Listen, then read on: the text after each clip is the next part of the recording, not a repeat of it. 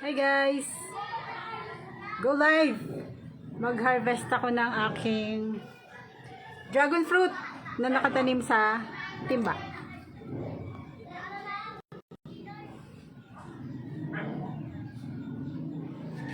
Yun tingnan natin. Kita ba? Parang hindi ko makita. Basta yun siya Yun! Diba? Isa lang. So, kukunin natin yung isa na yan. Before that, guys, papakita ko sa inyo yung neighborhood.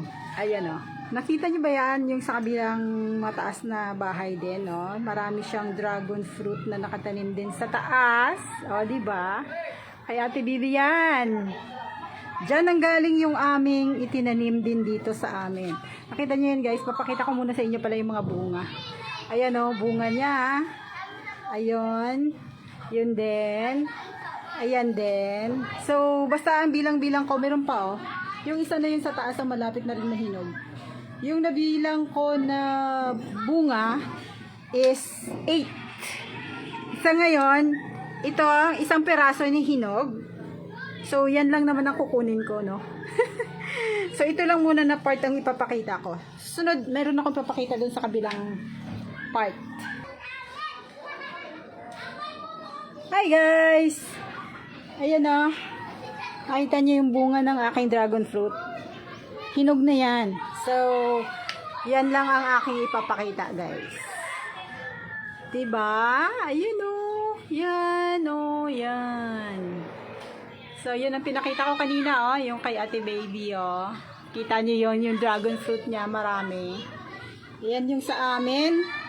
Yung sa amin, isang peraso pa lang, guys. Isang peraso pa lang, pero pwede na kunin dahil nahinog na siya. Ayan Diba? Yan ang ipapakita ko muna Kunin natin to, isang peraso. Itong side na to, guys, ipapakita ko pala muna sa inyo na sigurado na sa timba siya nakatanim, Ito Yan nakita nyo? Yan, talagang sa timba lang yan nakatanim. Yan. Yan lang yun, guys. Yan. Diba?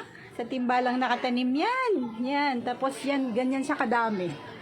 Yan, doon. Dito na side. Yan. Yan, maraming, bali, 8 ang ganyan kalalaking bunga. Pero yung isa na yan, nahinog na yan. Na-video ko yan nung nakaraan Nasabi ko malapit na siyang mahinog, diba? So, ngayon, nahinog na siya. So, kukunin na natin yung ating nahinog na dragon fruit. So, ito yung ating pangtanggal, guys. Kunin ko na yun. Mahirap mag-harvest dito kasi syempre matinik siya, So, kailangan natin pagtanggal. Nakakatakot dahil maraming tinik. Actually, parang na to overripe na ba? Overripe na, nasobra na sa days. Oh my God. Yan sobrahan na nga sa days. Yun. Ito na-overripe na siya. Nasobrahan sa days. Yan. Laki! Yan, guys. Ito yung hinarvest ko na aming dragon fruit, guys. Then, dito na side sa kabila, papakita ko din sa inyo yung na-video ko na rin to Yan Yan, diba? Na-video ko na rin yan. Sabi ko, yung first time siya namunga.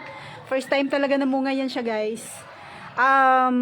July 2022 namin itinanim sa timba. For sure. Yan, ganyan kalaking timba ang tinaniman namin, guys. Yan.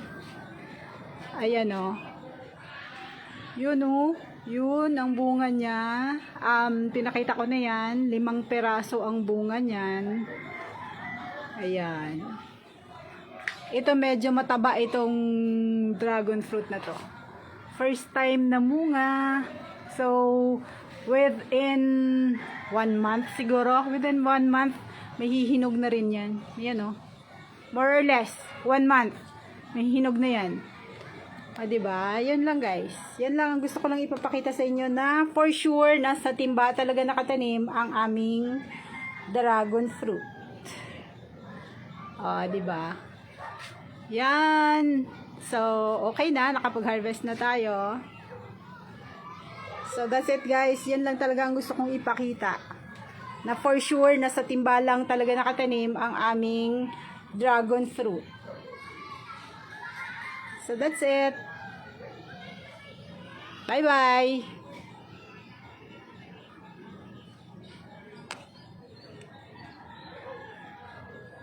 Bye guys. Thank you for watching.